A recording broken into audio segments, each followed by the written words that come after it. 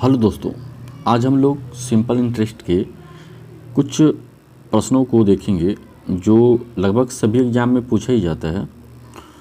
तो आप सभी प्रश्न जो कि अभी हालांकि हम पहले बेसिक से आपको बताने का प्रयास करेंगे, तो प्रश्नों को जो है ध्यानपूर्वक देखिएगा और प्रयास करिएगा कि आप कॉपी में इसको नोट कर सकें।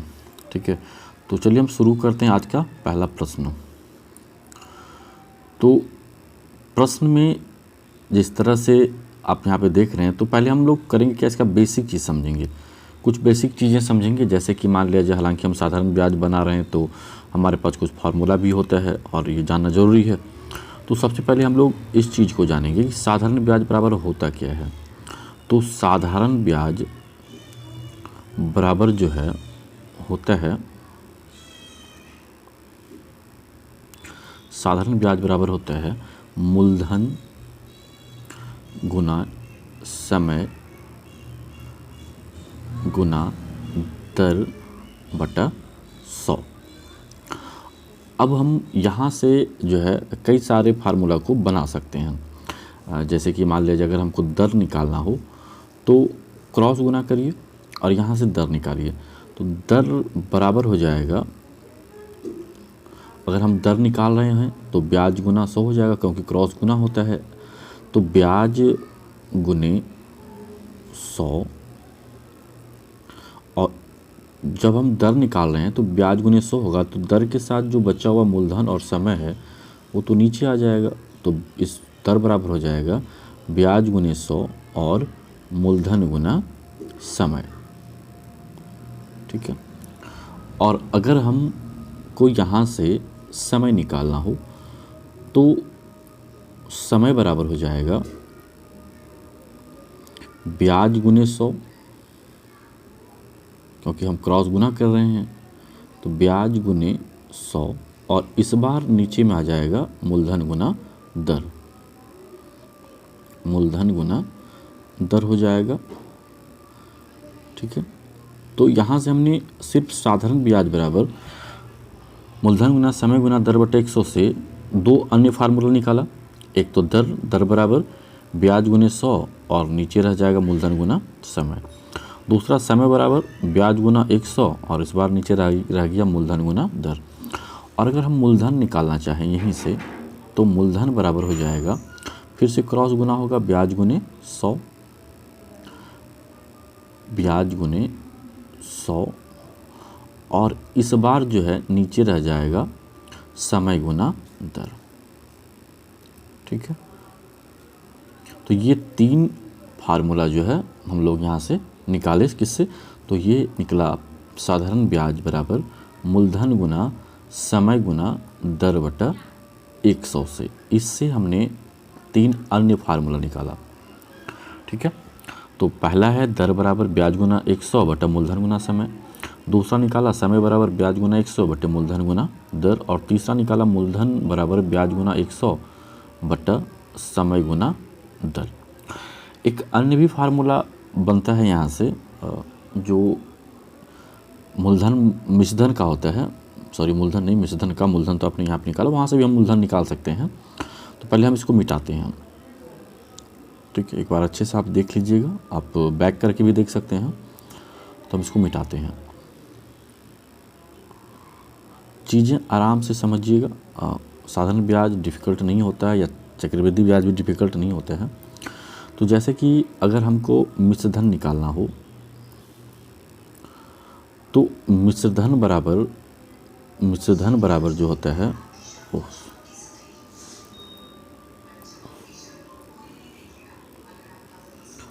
तो मिश्रधन बराबर हो जाएगा मूलधन जोड़ ब्याज।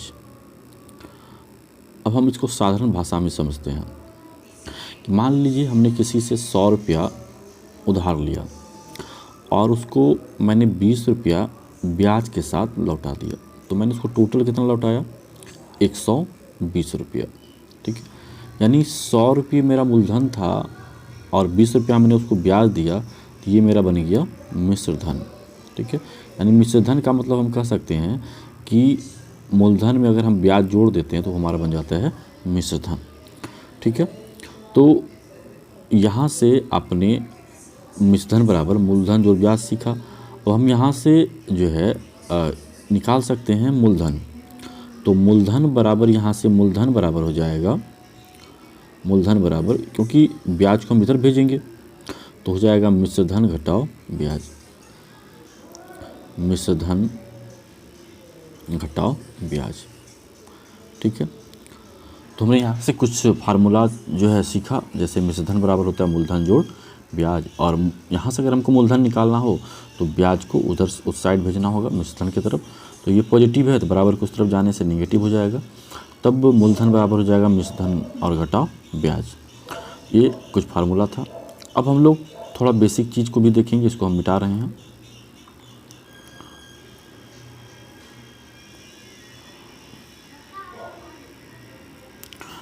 अब बेसिक चीज़ें ये है कि जैसे मान लिया जाए 5% रेट दिया है, रेट है 5% और टाइम दे दिया है 2 वर्ष। तो हम लोग इसको करेंगे क्या, इसको टोटल रेट निकाल लेंगे। तो टोटल रेट 5% की दर से जो 2 वर्ष का जो दर होगा वो हो जाएगा 10%। ठीक है, यानी 10% को हम लिख सकते हैं 10/100। यानी हम ये कह सकते हैं कि ये जो 100 है ये हमारा मूलधन है, तो जो 10 है वो हमारा क्या है, ब्याज है। ठीक है, यानी 10% का मतलब हुआ 10/100, 100 मूलधन है, 100 रुपया पे हमने ब्याज दिया 10 रुपया। और अगर हम इसको मिश्र धन में बदलना चाहें, जैसे 10% को हम मिश्र धन बदलेंगे, जैसे 5% की दर से 2 वर्ष का जो टोटल रेट हुआ 10% हुआ, हमको इसको मिश्र धन में कन्वर्ट करना है, तब मिश्र धन बराबर हो जाएगा, मिश्र धन बराबर हो जाएगा, पहले हम इसको 10/100 लिखते हैं और इसको हम मिश्र धन बना रहे हैं। तो यानी कि हम ये कहेंगे कि 100 रुपया पे अगर हमको 10 रुपया का ब्याज लग रहा है तो हमारा मिश्र धन हो रहा है 110/100, जैसा कि मैंने पीछे देखा था। ठीक है, तो यानी 10% को हमने मिश्र धन में जब बदला तो वो हो गया 110/100। आप इसको सीधे तौर पे भी लिख सकते हैं, मिश्र धन बराबर 10% का मिश्र धन हो जाएगा 110/100, एकदम सीधे तौर पर 110/100। ज़्यादा कोई जो है इसमें परेशानी की बात नहीं है। अगर मान लीजिए आपको 20% का मिश्र धन पूछ दे, 20% का मिश्र धन बताएं, तो 20% का मिश्र धन हो जाएगा 120/100। सीधे तौर पे आपको आराम से बोलना है कि 100 रुपया पर हमने जो है 20 रुपया का ब्याज दे दिया, इसलिए मेरा मिश्र धन हो गया 120/100। अगर आपसे 30% का जो है मिश्र धन पूछा जा रहा हो तो आपका जवाब होगा 130/100, यानी कि 100 रुपया पे आपने ब्याज कितना दिया है, 30 रुपया, और ये जुड़ के हो गया 130। ठीक है, तो ये चीज़ें जो हमने अभी सीखा, इससे सवाल जो है आसान हो जाएगा। तो चलिए अब हम लोग शुरू करते हैं पहला प्रश्न। इसको आप ध्यान से देख लीजिए और अब हम लोग पहले प्रश्न को अच्छे से देखेंगे। तो जैसा कि पहला प्रश्न में दिया हुआ है कि 5% वार्षिक साधन ब्याज की दर से 3 वर्ष का ब्याज। तो सबसे पहले हम 5% जो हमारा रेट है इसको हम कुल रेट में बदलेंगे 3 वर्ष का। तो कुल रेट जो हो गया हमारा हो गया 15%, यानी 5% की दर से 3 वर्ष का जो टोटल रेट हुआ वो हो गया 15%। और 15% को हम लिख सकते हैं 15/100, यानी हमारे पास मूलधन है 8,000 रुपया, मेरा क्या है, मूलधन है, और नीचे जो मूलधन आया हुआ है वो है 100, यानी 100 का मान हो रहा है 8,000। अब आप कहोगे सर ये 100 का 80 गुना है, ये 8,000 जो है वो 100 का कितना गुना है, 80 गुना, तो हमारा जो ब्याज है वो भी 80 गुना हो जाएगा। तब इस स्थिति में जो हमारा टोटल ब्याज हुआ वो हो गया 1,200 रुपया। ठीक है, हमारा जो ब्याज बना वो बना 1,200 रुपया। अगर आप इसको फार्मूला पे भी बनाना चाहते हैं तो वो भी आसान होगा। जैसे कि हमने पहले बताया था कि ब्याज बराबर होता है, साधारण ब्याज बराबर होता है, साधारण ब्याज बराबर मूलधन गुना समय, मूलधन है 8,000, मूलधन गुना समय, समय है 3 वर्ष, और गुना दर, दर है 5% बटा 100। अब आप यहाँ से इसको कटाएं तो 100 का 00 और 8000 का 00 कैंसिल हो जाएगा।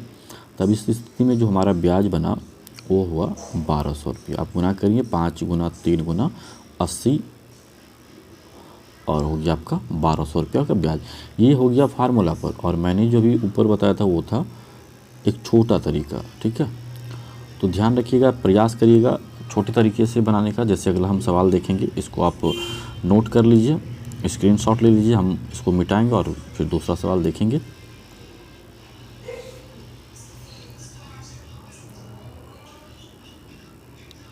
तो चलिए देखते हैं दूसरा सवाल।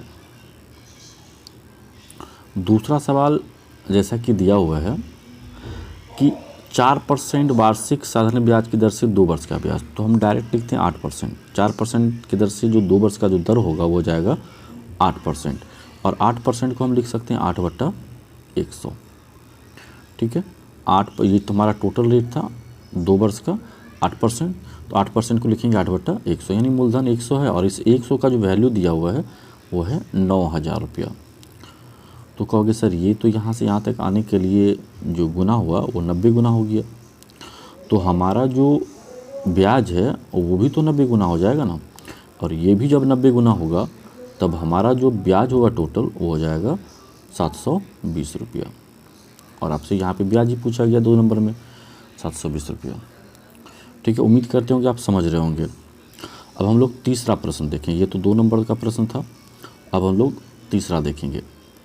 तो इसके लिए हमको ये मिटाना होगा, तो आप इसको जो है नोट कर लीजिए।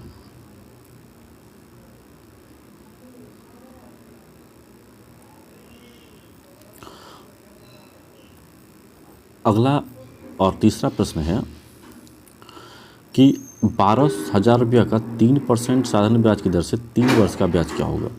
तो सबसे पहले 3 वर्ष का जो हम टोटल रेट निकालेंगे वो हो जाएगा 3 तिया 9%। ठीक है, अब हम 9% को लिखेंगे 9/100, यानी कि हमारा जो ब्याज है 12,000 है, यानी 100 का जो वैल्यू है वो है 12,000। और अब ये जो यहाँ से यहाँ तक का जो गुणज हुआ वो हो गया 120 का। तो ये जो ब्याज है हमारा यहाँ पे ऊपर में दिया हुआ ये भी तो 120 गुना हो जाएगा, और जब ये 120 गुना होगा तब हमारा जो टोटल ब्याज बनेगा वो होगा 1080 रुपया। ठीक है, ये 3 नंबर प्रश्न भी आसानी से आपने बनाया, आप आसानी से सीख रहे होंगे। तो अब हम देखते हैं चौथे नंबर प्रश्न को। तो इसको मिटाते हैं हम।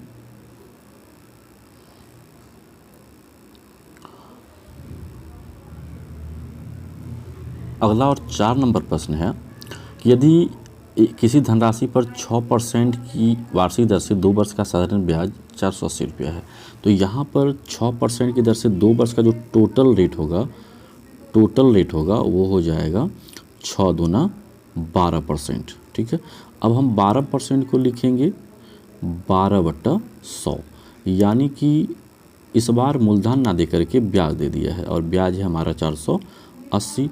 तो ये जो 480 है वो 12 का कितना गुना है, तो है 40 गुना। ठीक है, तो नीचे भी तो 40 गुना हो जाएगा ना ये, तो ये जब 40 गुना होगा तो हमारा मूलधन हो जाएगा जो है 4000 रुपया। ठीक है, हमारा मूलधन बन गया 4000 रुपया। अब हम अगला प्रश्न देखेंगे।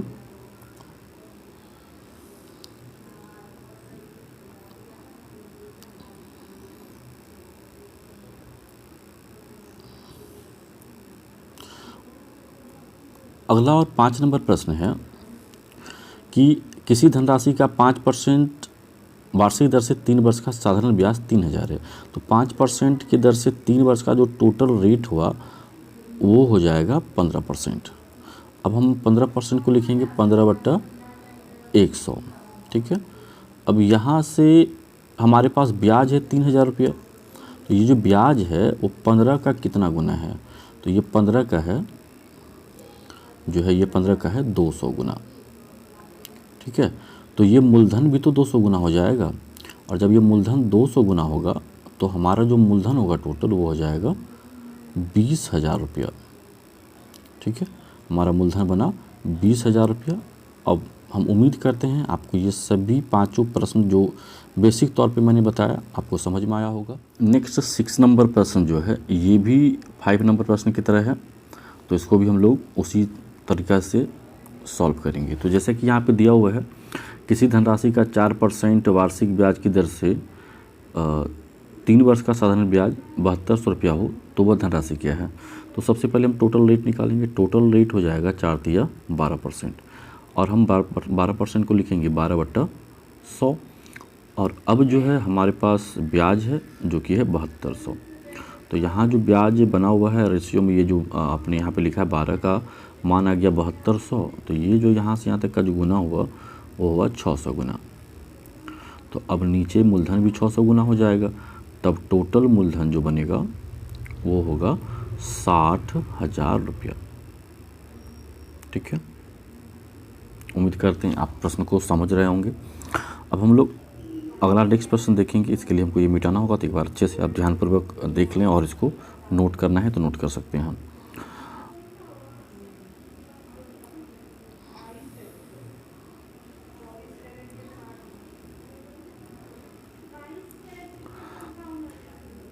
अगला प्रश्न है 7 नंबर।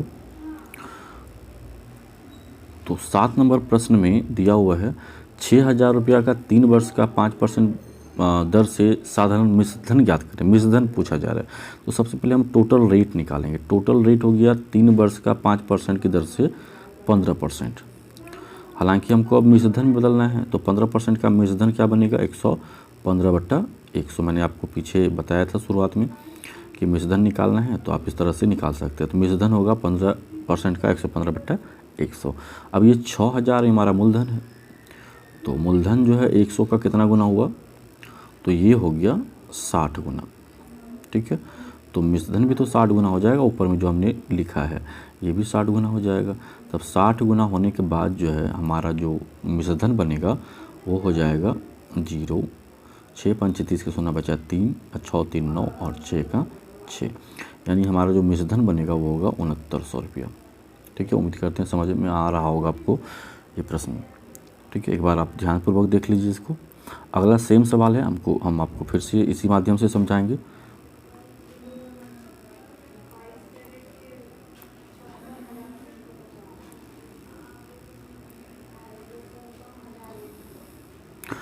अब अगला जो प्रश्न है 8 नंबर, ये भी सेम है 7 की तरह। तो ध्यान से देखिए, यहाँ पे 7,000 रुपया का 4 वर्ष का 3% वार्षिक दर से साधारण मिश्रधन क्या होगा। तो सबसे पहले हम टोटल रेट निकालेंगे, तो हो जाएगा 12%। अब हमको मिश्रधन बनाना है, 12% का मिश्रधन हो जाएगा 112/100। ठीक है, अब यहाँ पे मूलधन है 7,000, तो ये हो गया 7,100 का 7,000 जो है 70 गुना होता है। ठीक है, तो अब हमारा जो मिश्रधन होगा ये भी 70 गुना हो जाएगा।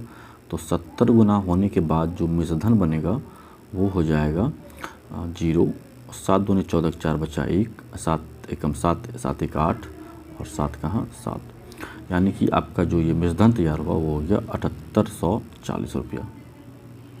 ठीक है, 9 नंबर प्रश्न में जो है दिया हुआ है कोई धनराशि 8% साधारण ब्याज की दर से 3 वर्ष में 12,400 रुपया हो जाता है।